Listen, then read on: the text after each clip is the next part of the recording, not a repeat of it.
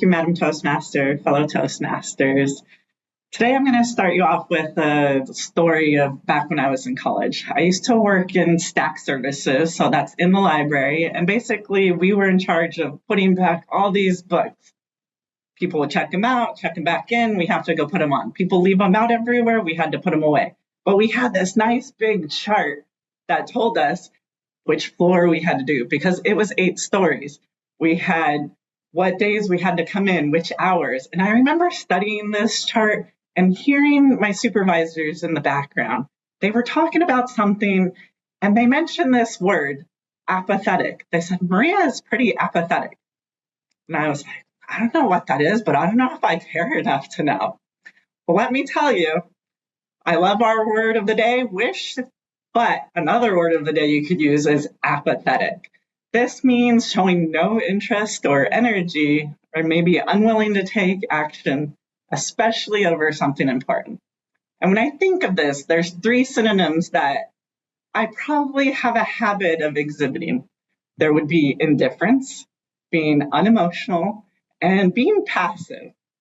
Well, today I'm going to tell you why you should be emphatic, why you should show that you care. The first example would be a perfect example. Happy birthday, Nancy. Because birthdays, this is a place where you shouldn't be indifferent.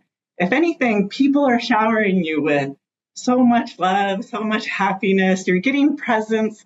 And when you get these presents, if you look indifferent on these presents, well, I'll tell you, you won't be getting presents much longer.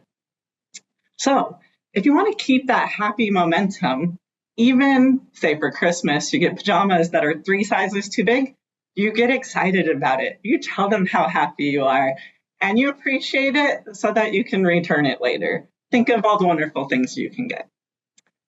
Another great example of why you should overexpress your emotions would be the typical getting engaged. How many people have asked other people or have told their story about getting engaged? You see it in the movies and they say, oh, the guy drops down on his knee, shows the ring, and the girl is so excited she starts crying. Well, I'll tell you, that was not our story. Me and my husband had been dating already for 6 years. I'm setting the place. We'd been dating for 6 years. Oops, sorry, phone. We had already gotten into escrow with our first house.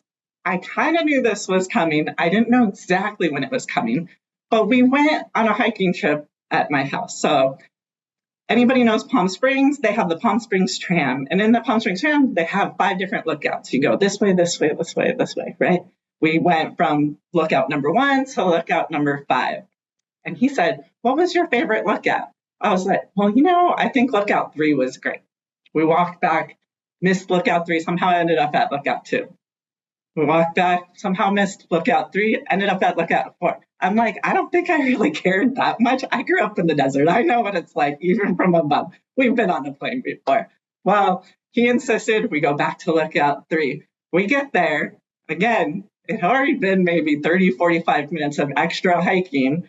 He's like, let's take a picture, setting it up. And then he pops the question, do you want to get married? Apparently, my response was, okay.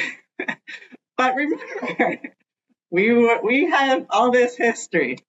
Well, I'll tell you why I should have been more excited was so that 10 years later, I'm not still living it down on how I don't appropriately respond sometimes.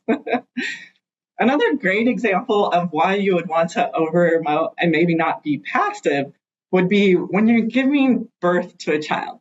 Now, I've given birth to 3 children. And again, happy birthday, Nancy.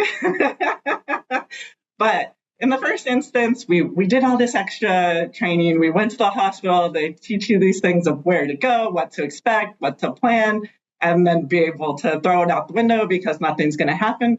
But my number 1 takeaway was don't come to the hospital too early. They said, you come to the hospital too early, we're going to turn you away. And that was probably one of my worst fears. So our first kid, we did pretty good. I vaguely remember the drive out there because when we drove back home, turns out that there was road construction on the highway. I don't even remember that. So we must have timed that one perfectly. For the second kid, My mom was supposed to come visit us, but then we had moved up to Washington, so we didn't have really close family members nearby. My mom was scheduled for Saturday. I went into labor on Friday. We had to go down to his cousin's house to drop off the first kid so he wouldn't have to go to the hospital. And my husband's there chatting with his cousin. I'm like, I was 6 minutes apart and now I'm 3 minutes apart. We need to get back up to Edmonds. We can't be staying down here. So that was where I could have pushed a little bit more. But again, we were good. We made it in time. I was not able to get the epidural. The nurse said, next time, if you want an epidural, you have to come a lot sooner. All right, understood. Baby number 3. Well, I woke up, already had contractions, and we went to the hospital. We checked into the nurse's station. By the time we got there, again, they say subsequent births come quicker. By the time we got there, my contractions were about 1 minute apart. And I'll back up a little. They say you should get to the hospital when your contractions are 5 minutes apart. So they're already 1 minute apart.